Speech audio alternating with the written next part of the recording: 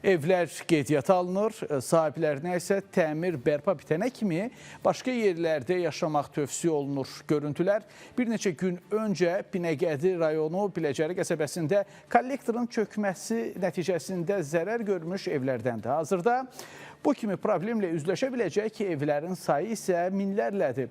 Bəs kommunikasiya xətlərinə yaxın ərazilərdə tikilmiş evlərə zərər dəydikdə problem necə həllini tapır? Mövzunu əməkdaşımız Rəşad Vəkiloğlu araşdırıb. Deyirlər, qazı işığı kəsəcək, köçün buradan. Arası gedin yerləşin bir yerə, bərpa olununca. Bilmədən almışsınız evi, yoxsa tikmisiniz? Bilmədən, hazır ev almışam. Kimsə tikib, bələdiyyədən alıb, yeri alıb, neyinib, tikib, mən də almışam. Bir vaxtlar yüksək gərginlik elektrik xətləri, dəmir yol xətti, su, qaz və digər kommunikasiya xətlərinin mühafizə zolağında tikilmiş evlər zamanla öz sahibləri üçün müəyyən maneələr və problemlər yaradır. Elə 3 gün öncə Biləcəri qəsəbəsində mərkəzi su kollektorunun üzərində tikilmiş evlərin qəzalı vəziyyətə düşməsi də buna bir sübut oldu. Vətəndaşların bilməməzliyi və ya məsuliyyətsizlik səbəbindən paytaxt Bakı və ətraf ərazilərdə on minlərlə kommunikasiya xətlərinin üzərində və mühafizə zolağında tikilmiş evlər mövcuddur. Elə bir neçə gün öncə də kommunikasiya xətlərinin üzərində tikilmiş ev ziyan gördü, hansı ki bu evlərin sayı ondan artıqdır. Hazırda aidiyyəti qurumlar tərəfindən bu evlərə dəymiş ziyanın hesablanması və aradan qaldırılması istiqamətində işlər gedir.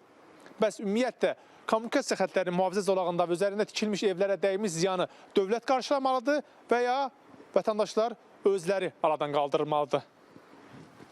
Zərər çəkənlərin əksəriyyəti illər öncə yalnız bələdiyyə sənədləri ilə aldıqları ev və torpaqların kommunikasiya xəttinin üzərində olmasından xəbərsiz olduqlarını deyirlər. Torpağı paylayıblar. Hamısı pulun olan şeydir, yalan söhbət yok, pulunu alırlar, deyirlər, torpağı verdik sizə. Getdik, haradan istəyirsən. Onlar nə bilsin, burada kanalizasiya gedir. Gərək əvvəldən deyirlər ki, burada liyinə gedir, olmaz buradan tikmək. Sənədlər kimi bələdiyyə sənədidir, torpaq sənədidir, yalandan hamıya veriblər torpaq sənədi. Kimin burada heç kimin kupçası yoxdur, sənədi yoxdur. Bu evi siz alanda bilirdiniz ki, bu ərazidən kommunikasiya xətti keçir? Xeyr, bilmirdik. Bilsən ki, kanalizasiya keçir buradan. Bunun üstündə tikilərsənmi? Heç vaxt tikilməz. Hadisə nəticəsində evlərin əksəriyyətinin bərpası mümkün olsa da, bəzi evlər isə yenidən sökülüb tikilməlidir. Evinizə nə qədər ziyan dəyib? Bilmirəm, axı hələ evə təxliyə olunmuşuq, evə həyətə girmək olmur. İnşallah icra başçısı gəlib özü gördü bu hadisəni. Nə dedi? İnşallah.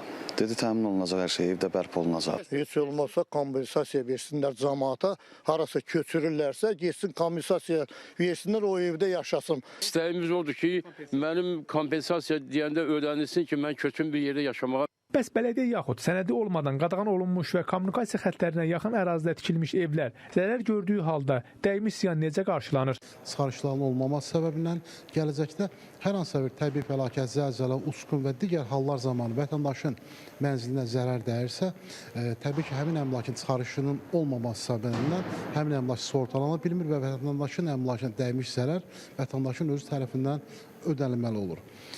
Və hər hansısa bir ərazidə fərdi yaşayış evləri inşa olunarkən, təbii ki, bir mənalı olaraq əgər həmin ərazidə kommunikasiya xətləri keçirsə, kommunikasiya xətlərinə aid qurumlar bir mənalı olaraq həmin tikintiləri dayandırmalı. Əks halda gələcəkdə bu tip problemli hallar baş verir ki, bu həm vətəndaşı maddi zərərin dəyməsi nəticələnir, başqa bir tərəfdən isə həmin kommunikasiya xətlərinin də zədələnməsi ilə nəticələnə bilər. Qeyd edək ki, Biləcəri qəsəbəsində kollektorun sökməsi nəticəsində zərər görmüş evlərlə bağlı bir neçə aidiyyəti qurum tərəfindən komissiya yaradılıb, araşdırma aparılır.